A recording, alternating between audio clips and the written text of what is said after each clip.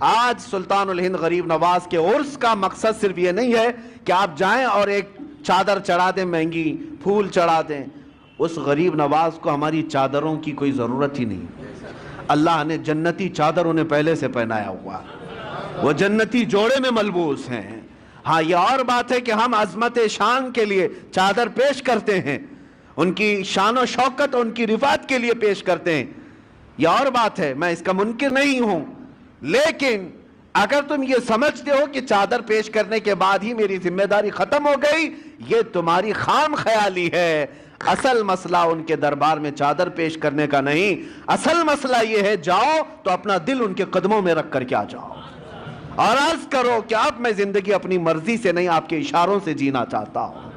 آپ کو پتہ ہے آپ جب سفر سے آ رہے تھے مدینہ طیبہ سے اجمیر، بیچ میں ایک علاقہ آتا ہے سبزوار، یہ آج کے ایران میں ہے، اور وہاں پر آپ کا قیام ہوا ایک باغیچے کے پاس، اور وہ بہت خوبصورت باغیچہ تھا، اس کے اندر ایک حوض تھا.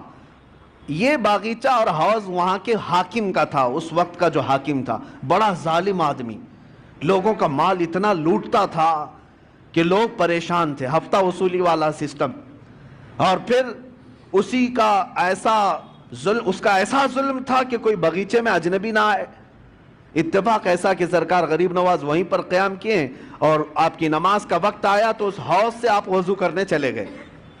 تو وہاں پر جو پہرے دار تھے انہوں نے کہا، منع کیا کہ یہ حاکم سبزوار کا ہے، آپ مت آئیے، اگر اس کی نظر پڑ گئی تو بہت سختیاں کرے گا.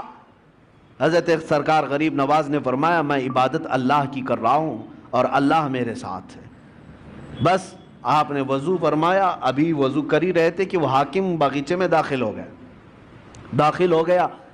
جیسی آیا اور چیختا چلاتا کہ ایک اجنبی میرے آرام گاہ میں کیسے آ گیا ہے اور کیسے یہ حوض میں پانی لے کر کے استعمال کر رہا ہے. سرکار غریب نواز نے اس کی طرف کوئی توجہ نہ فرمائی، کوئی توجہ نہیں. وہ دندناتا ہوا قریب آیا، آپ نے پورا وضو فرمایا، وضو کرنے کے بعد اپنے قطرے چھڑک دیے اور پھر اس کی طرف ایک جمالی نظر ڈالی، اور وہ حاکم سبزوار دیکھتا رہ گیا اس حسین صورت کو. جو کرنے آیا تھا وہ کچھ اور کام تھا، لیکن قدموں میں گر کر کے توبہ کرنے لگ گیا. کہا کہ آپ جس وقت یہاں آئے مجھے پتا نہیں تھا، لیکن اب جس وقت آپ میرے دل میں آئے ہیں عزم کرتا ہوں کہ زندگی بھر مجھے اپنے دامن سے دور نہ کریں. میرے عزیزو، سلطان الہند کے پاس آئے، لیکن حاکم سبزوار جو تھا غریب نواز کے قدموں میں گر کر معافی مانگا، توبہ کیا، اور اتنا ہی نہیں بلکہ واپس جانے کے بعد زندگی بھر لوٹی ہوئے مال کو سب کے اصل مالکوں تک پہنچایا، سب کو لوٹایا اور اپنا گھر بار بھی بیچ دیا.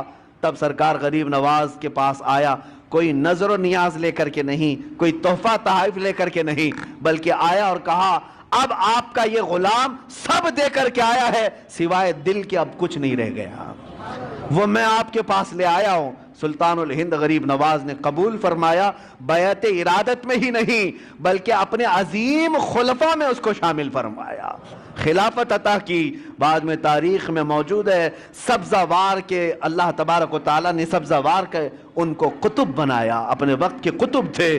کہاں ظلم و ستم کی داستان رکھنے والا، کہاں قدموں میں آ کر کے دل دینے والا اللہ کی ولایت حاصل کر جاتا ہے. میں یہی عرض کرنا چاہتا ہوں، تم تحفے تحائف اپنی جگہ پر جاؤ، اپنا دل قدموں میں رکھ کر کے آؤ، عرض کرو کہ سرکار مجھے اپنے ساتھ لے لیں، آپ ایک اشارہ فرمائیں میرے دل کی اصلاح ہو جائے. پھر اگر غریب نواز قبول فرما لیں، یقیناً زندگی کی کایا ہی پلٹ جائے گی، ایک نیا انقلاب دیکھنے کو ملے گا. اللہ کریم اس آستانے کو سدا سلامت رکھے.